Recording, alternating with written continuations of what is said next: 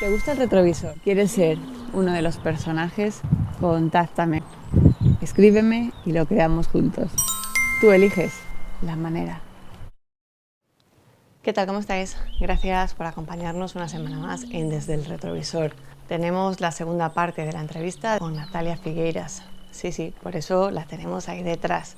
Te dejo el enlace arriba, no te la pierdas. Si todavía no has visto esa primera parte, te invito a que antes de continuar te pases y después aquí te espero. Para los que ya visteis la primera parte, pues simplemente vamos ya con esta segunda.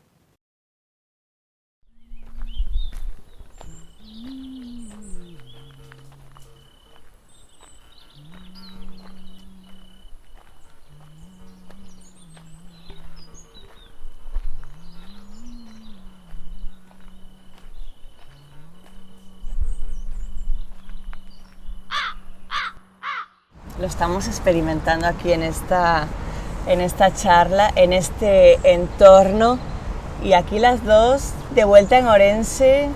Tenemos que decir que hacía años, no vamos a decir cuántos, que no nos veíamos, pero eso nos lo vamos a callar. Estamos dejando atrás una parte muy importante también, que es esa parte, esa faceta fotográfica que también que en su día nos reunió, pero esa parte que también es tan importante contigo, esta zona, ¿no? Algo veíamos estas Navidades, tuviste un encuentro muy espectacular. Pues, mira, antes medianamente hice referencia a ello.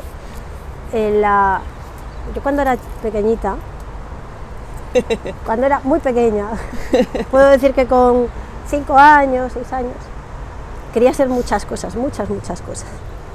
Una de ellas era ser fotógrafa. Siempre, tenía la cámara de mi tío encima del armario y yo lo miraba y mi deseo era, cuando crezca, sea mayor, compraré una cámara y seré fotógrafa. Y eso lo tenía muy metido, ¿no? A mi madre le fascina la fotografía, a mi padre le encantaba la fotografía. Como usuarios comunes, no eran fotógrafos ni mucho menos, pero como usuarios, como todos, ¿no? Que nos encanta la fotografía, y eso quedó ahí. Luego sí que había otros deseos en mí para en un futuro, cuando fuese mayor, ¿no? Como se decía, cuando seas mayor, ¿qué quieres ser? Pues eran demasiadas cosas, pero bueno, yo era feliz así. Cuando empecé realmente a adentrarme en el mundo de la fotografía, pues tenía 18 años, cuando me fui a Santiago a estudiar. Y ahí ya me metí de lleno en el mundo de la fotografía analógica, el revelado. Y como todos los que nos adentramos en el mundo de la fotografía y experimentamos la magia, y vuelvo otra vez a la magia, que a veces es que no encontramos palabras para definirlo, de cuando haces todo el proceso, ¿no?, de revelado, lo que es el postprocesado después de la toma, y es como una continuidad de esa experiencia de... Volvemos otra vez a lo inmaterial, que aquí a la inversa, ¿no? Esa captación de lo inmaterial que eres capaz de plasmar en algo material y hacer que permanezca. Para mí la fotografía es esencial. La fotografía, realmente la creación artística. La herramienta, al menos en todos estos años, para mí ha sido la fotografía, de forma muy significativa, porque me permite que todo el proceso esté alineado con mi forma de pensar y de crear. La fotografía es sumamente mental. Aunque usas el ojo, usas la técnica, controlas el equipo, sabes de todos los aspectos de iluminación, todo lo que es la parte más técnica que se suele decir, ¿no?, la técnica fotográfica. Hay algo que la fotografía tiene muy alineado con mi forma de ser, que es permitirme trasladar los pensamientos de una forma inmediata a cómo los estoy teniendo, o las emociones también, ¿no? No es lo mismo pintar un cuadro o hacer una escultura, ahí el tiempo es más lento, y es que mi forma de ser trabaja muy rápido y necesito esa misma agilidad de pensamiento, ¿no?, y de creación. Y la fotografía para mí es esencial, sí, también. Sinceramente no puedo vivir sin fotografiar, sin crear, ¿no? Y hoy es la fotografía, lleva siendo muchos años. Y sí que es cierto que en un impasse de mi vida pude hacer un paréntesis y pasar una de las etapas más bonitas de mi vida, que fue mi estancia en la escuela Antonio Failde, haciendo fotografía. Es decir, siempre he estado formándome en fotografía y a la vez desarrollándola, ¿no? Porque para mí es imprescindible aprender. Seré una eterna aprendiz toda mi vida, porque también es algo que considero imprescindible. Pues aquí donde estamos, por ejemplo, el río Miño, el Puente Romano, la zona del río en todo su recorrido por la ciudad de Ourense, y mucho más allá, hacia la desembocadura, hacia su nacimiento. Pero a mí el agua pues es como un medio que me permite, el agua y la naturaleza me permite fluir, es como me permite danzar con lo que me rodea, y la fotografía es el canal de captación de ese momento íntimo de diálogo con ese entorno. Y luego tengo la grandísima suerte de que eso no es efímero. Es decir, yo puedo estar sintiéndolo ahora mismo aquí y decir, veo esto, me emociona, tiene algo en lo que yo me identifico, hago una foto. O sin hacer la foto, ese efímero se va, ya está, fueron unos segundos. A veces son segundos, a veces son minutos, a veces puede ser un día entero, pero es temporal. Y la fotografía me permite guardar, atesorar ese momento único en mi cajón de historia, ¿no? Y cada vez que me enfrento al archivo de Dios mío, cuántos disparos llevarán las cámaras, es que ya no lo puedo, me he pasado, pero 3 pueblos, pues se suele decir, con los equipos, los amortizo ahí hasta que los exprimo como una naranja, ¿sabes? Porque me gusta disparar mucho, y cuando me enfrento a los archivos y cientos y cientos y cientos y cientos de fotos, es increíble la capacidad que esa fotografía tiene de volver a hacerme sentir lo que sentí en aquel momento. Y sí, para mí es como es atesorar con permanencia algo que fue tan sutil. Lo sutil es lo que sientes, lo que observas, lo que muchas veces las conexiones mentales que haces gracias a lo que te está sucediendo, y de repente cambias. En relación a algo que te preocupaba, un problema, es sanador también. El arte es sumamente sanador. Bueno, ahí está el arte terapia, ¿no? Pero el arte nos cura, igual que el deporte. Las relaciones sociales son sanadoras, el arte es exactamente igual. Entonces la fotografía, es que eso yo no lo puedo separar de mí. Haga lo que haga profesionalmente en otros ámbitos, más de la enseñanza o de la investigación, la fotografía es como un brazo más mío, como un ojo más mío, y me hace muy feliz. Y realmente de este río, de los amaneceres, porque si Ourense tiene unos atardeceres en esta zona del río maravillosos, los amaneceres no lo son menos, porque el amanecer hace que yo he vivido muchos años en esta zona del río también, quiero decirlo, porque a mí me inspiraba mucho esta parte de la ciudad, y mi sueño era poder vivir ya en etapa más adulta. Hace años que estuve viviendo en esta zona, fueron unos años maravillosos, porque yo cada día tenía delante de mí una estampa, era una estampa siempre cambiante, diferente, las brumas, las nieblas del río a primeras horas de la mañana, los amaneceres detrás del viaducto que recortaban los puentes como si fueran grabados inmensos dibujados en el cielo, luego lo que es las texturas de las nubes, porque en Ourense tenemos una texturación en los cielos sumamente plástico. Para un artista es una paleta de volúmenes, de volúmenes de colores, y siempre me inspiró, pero muchísimas otras zonas también. Entonces tengo una producción fotográfica bastante amplia del río Miño, de los puentes del río Miño y las horas, las estaciones. Me fascinaba cuando vivía aquí ver cómo se transformaba el río conforme iban pasando las estaciones. El cambio de los árboles, luego además los árboles crecían con mucha libertad, y a mí eso me llena, ver cómo un árbol crece por sí mismo y él mismo se autoabastece, él mismo se autogestiona, ¿no? Nadie lo transforma, nadie lo manipula, nadie lo toca, y el propio árbol, que no nos necesitan, los árboles, la naturaleza no nos necesita, más bien están forzados a convivir con nosotros, ¿no? Entonces observar esa belleza, ¿no? Como los árboles que emergen ahora mismo del agua, porque están parcialmente cubiertos, y cómo ellos tienen su anatomía, cómo se adaptan en función del equilibrio, pues de las crecidas muchas veces que tienen que hacer esa resistencia para no partirse, y luego las aves, ¿no? Cómo están en su... Tuve esa grandísima suerte, para mí fue un regalo, realmente un regalo de la vida, el poder vivir tantos años frente al río, ver todo el ciclo solar del día, la transformación de la luz en el entorno, en el puente. Bueno, la fotografía me lleva a eso, a captar esas experiencias inmateriales que tenemos allí donde vamos y hacerlas permanentes. Sé que todo es efímero. Ahí soy consciente, pero bueno, hay algo que no sé qué es, no sé si es ese deseo de vivir eternamente, aunque no en mi caso, no va la cosa por ahí, pero sí de la permanencia de esos momentos de creatividad y de explosión de uno, de crecimiento de uno. La fotografía tiene esa capacidad. Y me hablabas de la cámara. Ay, eso fue... Bueno, es que son estas cosas mágicas que te suceden en la vida. Yo, a lo mejor, podéis tacharme de ilusa o de infantil, no me importa, me da igual. Pero yo sí que creo en la magia de la vida, sinceramente. Y además creo que es instantánea ya.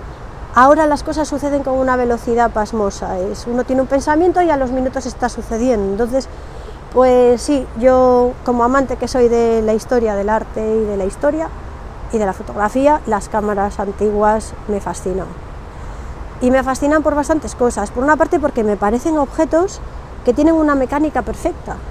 Siempre me llamó mucho la atención la capacidad que hemos tenido el ser humano para construir aparatos con una mecánica que nos permiten lograr algo que pues con nuestros medios no podríamos, de una forma muy sencilla. Y aunque me gusta la informática y la tecnología, prefiero la mecánica. La mecánica me parece, no sé definirlo, solo sé que me gusta la mecánica, no tengo conocimientos, ningunos. Y esas cámaras antiguas pues tienen la capacidad de, bueno, a lo largo de la historia de la fotografía vamos a encontrar pues, una evolución muy grande, ¿no? en lo que es el equipamiento, pero siempre un mismo esquema básico, ¿no? Las personas que estudian fotografía y han podido utilizar alguna vez una cámara estenopeica o se la han fabricado con una caja de zapatos, como todos hemos hecho cuando estudiamos fotografía, una caja de zapatos, o como la magnífica cámara estenopeica que tienen en la Escuela Mestre Mateo en Santiago, donde pude estar este año pasado, unos meses magníficos que disfruté allí.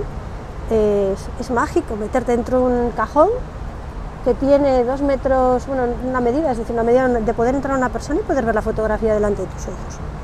Es decir, lo que era la cámara oscura, el concepto de la cámara oscura que tanto se utilizó en la historia de la pintura. Entonces, siempre quise tener objetos antiguos, objetos históricos, antigüedades. Soy amante de las antigüedades.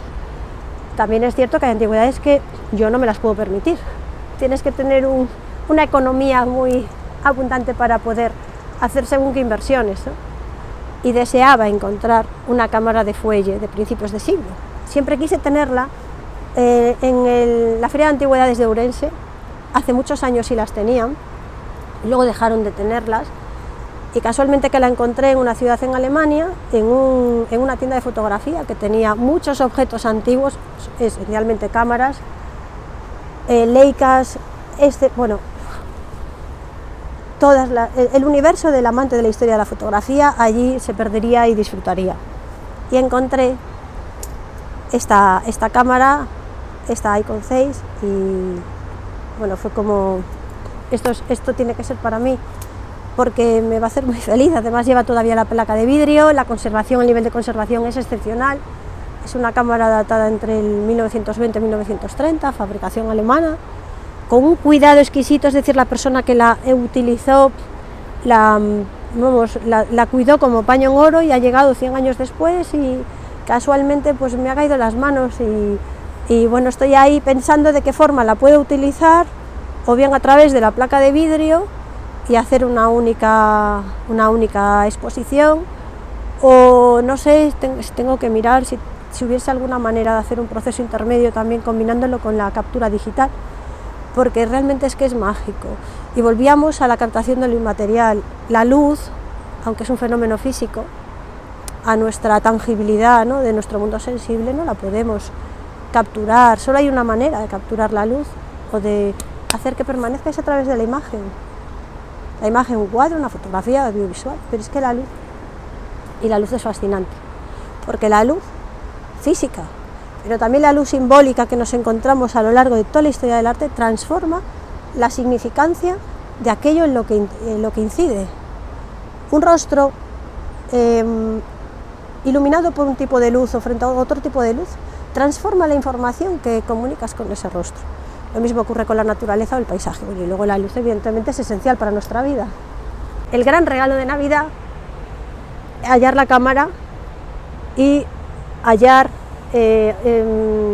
una joya que yo estoy también fascinada y muy contenta. Fueron los dos grandes regalos de Navidad. Encontrar una primera edición de Una hora de Germán Hesse. El libro, exacto. Eso fue, y no por el hecho de que sea primera edición, para mí, que también tiene lógicamente su valor, pero para mí lo más importante fue que pude hallar ese libro en el anticuario, la librería donde Germán Hesse estuvo trabajando tantos años, en Tübingen, y eso fue otro momento mágico.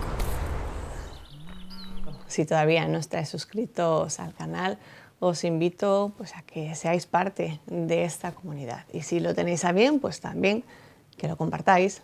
Gracias. Siempre hay momento retrovisor y toca la pregunta obligada. Cuando te miras en el retrovisor,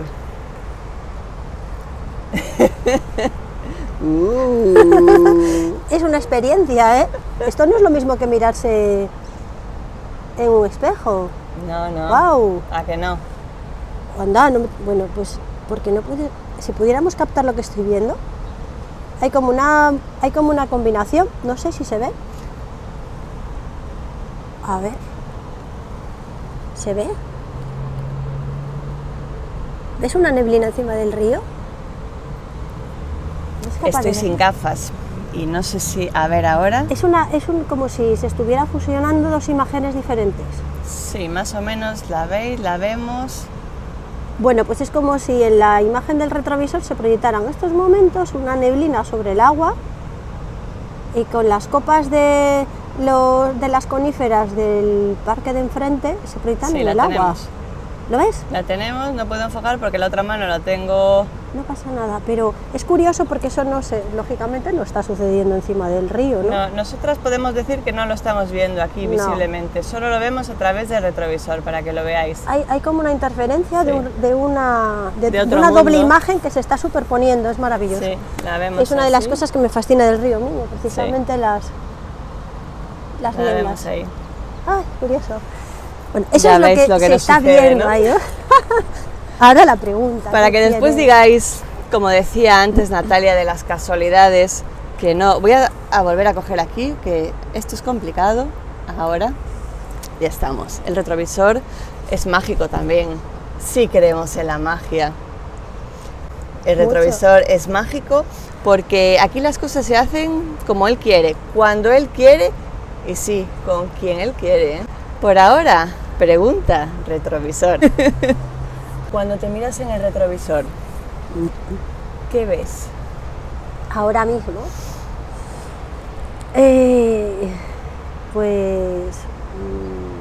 bueno, mi aspecto físico está muy cambiado desde hace 2 años por cuestiones de salud y bueno, es un cambio físico muy drástico al que me tuve que enfrentar con todo el amor del mundo porque no se pueden hacer las cosas de otra manera.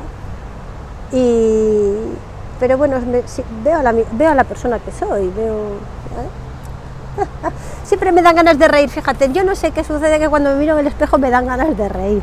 Es importante. Ay, sí, ves que me entra una risa, es curioso porque es como una imagen de que me retorna cuando era niña, ¿no? A que me generaba risa mirarme en el espejo. Entonces me recuerdo a lo niña que soy en muchas cosas. Sí, siempre ahí esa sí que es digamos que una de mis constantes vitales. no perder de vista en ningún momento a esa niña en ese caso. Y mirarme al espejo, es que me hace reír. Me mira a los ojos y me ríe.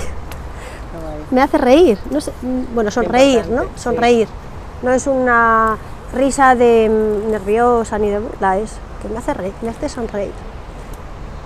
Y en este retrovisor me encanta porque además veo el cielo, casualmente el cielo es del mismo color que mi gorra en estos momentos. Tu retrovisor ahora es un encuadre estético perfecto para hacer una fotografía. Es precioso. Es parecido a lo que se ve en pantalla, sí, pero como más sesgado, ¿no? Sí que se concentra la visión en los ojos. Es curioso, a mí es que lo del retrovisor me llama mucho la atención en tus programas. Tiene algo interesante, tiene algo muy interesante y concentra la visión en los ojos, ¿no? Es poder tener una perspectiva que no tienes, bueno, tenemos ojos en la nuca, pero nos permiten ver lo que nos está influyendo. Muchas veces en el coche, para mí la vista es lo que me permite, la vista para mí es esencial, ¿no? No para todo el mundo, lógicamente, pero para mí, no sé, es como que valoro más la vista que otros sentidos. Y lo que tengo alrededor, pues sí, muchas veces nos escapa, pero que no lo podamos ver no significa que no nos esté influyendo. Entonces, el retrovisor es muy interesante porque te permite ver qué te está condicionando. Está bien. Voy a apuntarme que me voy a comprar un retrovisor para llevarlo conmigo. Me lo voy a llevar conmigo y cuando no tenga perspectiva me saco el retrovisor para ver con distancia, para mirarnos a los ojos y ver con distancia lo que hay detrás. El agua, el lugar, la compañía. Sí. Natalia, ¿en qué estás ahora creativamente hablando? He estado en la Galería Visol, una exposición titulada El Zoco de Artistas, en la que pues colaboran muchos artistas gallegos. Yo en la parte de fotográfica, que a mí me corresponde, pues presento una obra de un proyecto muy reciente, muy reciente en cuanto a la divulgación. Es un proyecto que empecé en el 2000, pues a principios del 2011 y que sigo con él, porque los proyectos es como que van conmigo siempre, me duran años. Es raro que haga un proyecto de semanas, son proyectos los proyectos fotográficos que me acompañan allí donde voy. Y en este caso, pues es un proyecto que se titula Las Siete Puertas y una de las fotografías está expuesta en la Galería Visol. Más hay obra de muchísimos artistas gallegos y de Hispanoamérica, una obra magnífica. Y bueno, es muy interesante esta exposición, ¿no? Y entre todo este hastío cultural que vivimos en esta ciudad, con el que no estoy nada de acuerdo, ¿no? Es evidente que no puedo estar de acuerdo, pues alguna píldora de arte como la que ha dado la Galería Visol se agradece, es aire fresco. Entonces, bueno, pues desde esa exposición y pues todo el trabajo de procesado de toda una serie de fotografías que al llegar a Orense pues he tenido que hacer entrega y metida ahora mismo en estos últimos días bastante en los temas de impresión, temas de lo que es la ejecución de las copias. También me gusta muchísimo, porque es curioso, yo no sé si a ti te pasa, tú como artista que eres, no sé si tienes unos ritmos similares, pero a mí me sucede que, así como la fotografía tiene un proceso, ¿no? Un preprocesado, un procesado y un postprocesado, igual que el audiovisual. Pero aunque lo digamos así, que es un orden coherente, no siempre se da en la vida real al tiempo, ¿no? Yo puedo estar 1 año, 2 años o 3 años sin hacer ninguna exposición, pero fotografiando, en la fase de procesado y preprocesado muchísimo tiempo. Y de repente entrar en otra etapa en la que estoy trabajando el archivo muchísimo y más en la visión y la creación que continúa en la fase de postprocesado, ¿no? Entonces ahora soy consciente de que está empezando que he eclosionado ya la fase de postprocesado. Yo creo que influyó mucho en el periodo COVID, porque además sufrimos física y psicológicamente, yo en mi caso bastante, y esa interiorización hizo que estuviera mucho tiempo solo haciendo fotos, sin dar una salida al público, ¿no? Y ahora pues como que ahora es el momento de dar esa salida a mucha obra y continuar todo lo que ya estaba hecho, ¿no? No puedo Realmente tengo muchos proyectos con los que estoy trabajando y que me acompañan, van conmigo de la mano, es como esas novelas que uno escribe toda la vida y pues está años escribiéndola. Ya veis que no para, es una mujer que siempre tiene algo que hacer. Digamos como colofón a esa gente que de alguna manera está como reacia a la historia, o al arte. Hacer ese clic a esas mentes. Bueno, la educación es la base, el poder llegar a las generaciones jóvenes a través de la enseñanza, bien en las escuelas de arte, en las facultades, en todo tipo de enseñanzas, porque nunca sabes dónde vas a encontrar a la persona que está ahí para escucharte y que de alguna forma vas a ayudar, ¿no? Sí que es cierto que a lo mejor de un aula de 30 personas, pues 2, 3, 4 se acaban dedicando a eso que estudian, ¿no? Eso nos pasa en todas las profesiones. Pero el canal adecuado, por eso hablaba antes de la responsabilidad que tiene el docente, es en las aulas, es en la primaria, es en las secundarias, en el bachillerato, y es el amor a la historia, al patrimonio, al arte, a todo esto se tiene que estimular desde que somos pequeños, igual que el respeto a cualquier cosa, ¿no? Porque forma parte de ese respeto. Pero ¿cómo enganchar a la gente joven que todavía no se ha conectado con ese mundo de la creatividad o del arte? Pues desde aquí, dices, ¿no? Desde este momento. Pues bueno, hay algo muy sencillo que lo define. El ser humano es creativo por naturaleza. No hay nadie en este planeta que no sea creativo. La creatividad es un mecanismo de resolución de problemas y la desarrollamos constantemente desde que nos levantamos hasta que nos acostamos. Otra cosa es el canal. Yo puedo desarrollar mi creatividad pues para resolver un problema de que se me está estropeando lo que estoy cocinando, o pues porque cualquier otra cosa que pueda surgir, ¿no? Pero sí que ahí despertamos esa parte del cerebro en la que somos capaces de crear realidades que no existían en ese momento para nosotros.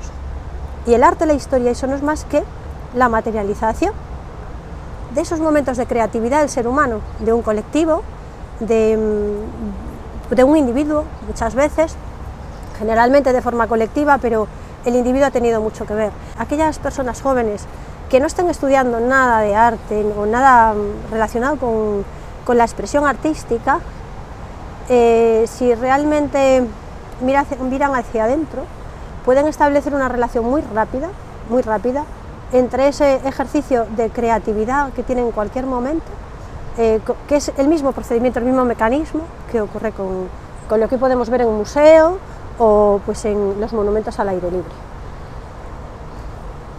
Una horita con esos chicos que todavía no tienen amor por el arte, vamos, yo estaría feliz.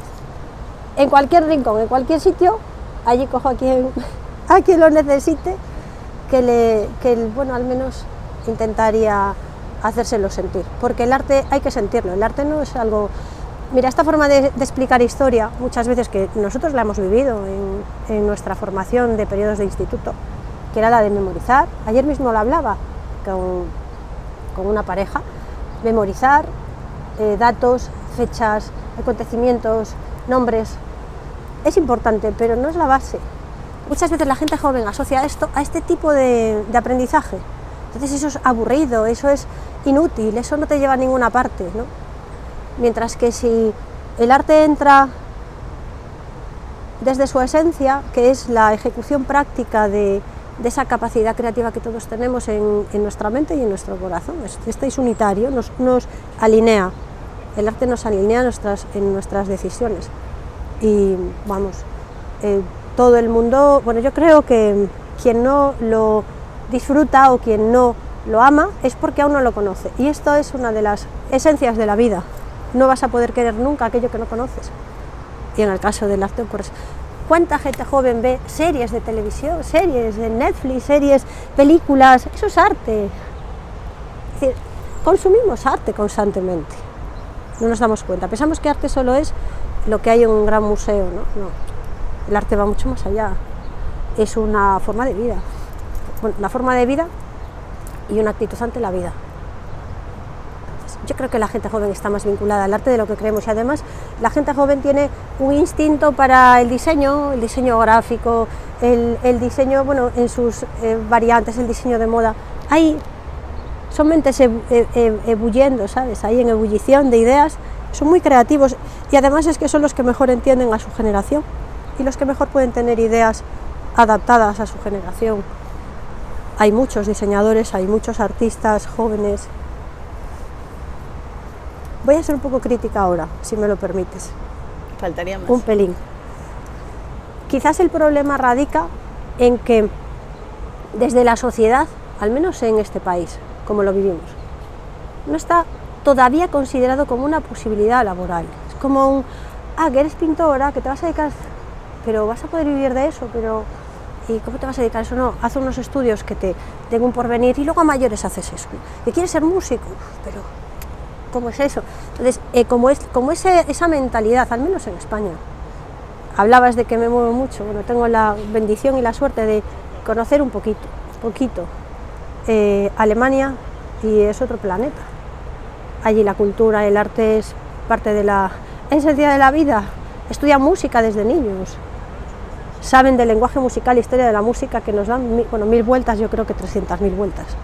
Entonces, todo depende de cómo esté preparada la sociedad, lo madura que esté una sociedad para darle salida y canalizar el futuro de estas generaciones. Entonces, muchas veces los niños, las niñas, jóvenes, adolescentes, no eligen esos caminos porque la frustración y el corte viene desde las familias. No vas a poder vivir de eso, no vas a tener futuro, y ahí se trunca. Entonces, ¿qué pasa? ¿Cuál es la realidad que vivimos? Pues que hay una frustración de mentes creativas muy grandes en la vía laboral, pero luego en la vida personal, de usarlo cada día uno, exactamente igual. ¿Y para qué te sirve eso? ¿Para qué quieres eso? Tenemos que cambiar mucho. Ya se decía, te sirve para morirte de hambre. Sí. Nos lo creemos, Sí. Y pasan siglos o muchos años hasta que dejamos de creer en los otros y empezamos a creer en nosotros. Hoy es así, Asu. Es verdad. Si nos trasladamos al siglo XVI, XVII y XVIII, en el que había numerosos talleres de artesanos, Sí. artistas, los gremios, yeseros, entalladores, pintores, doradores, escultores, Sí, cierto. para hacer un retablo, ¿cuántos gremios y cuántos talleres había en las ciudades y en las villas? ¿Cuántos olvidados? Claro, entonces hay que cambiar el paradigma, hay que cambiar el...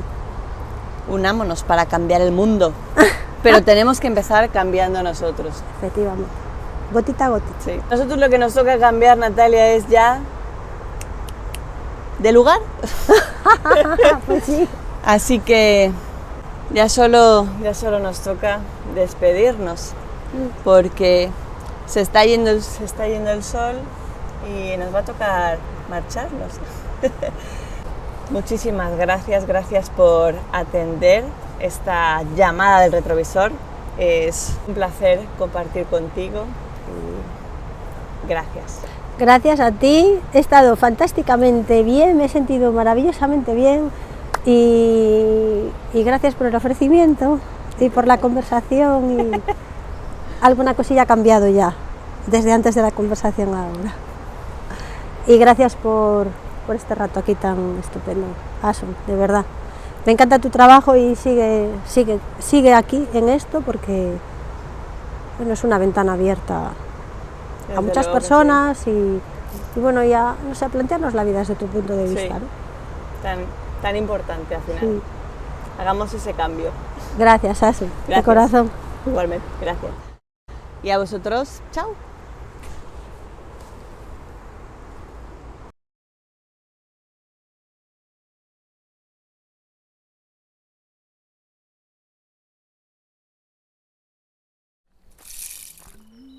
Asu Nada, desde el retrovisor.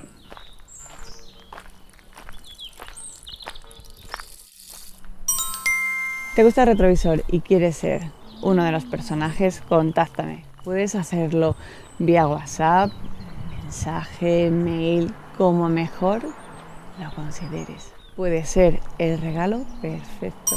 Escríbeme y lo creamos juntos.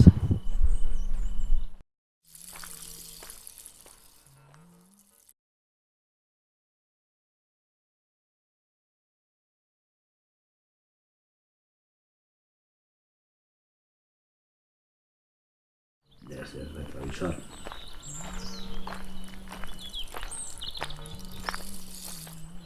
Si todavía no estás suscrito al canal, te invito a que lo hagas, que le des también a la campanilla para que te avise cuando suba un nuevo vídeo.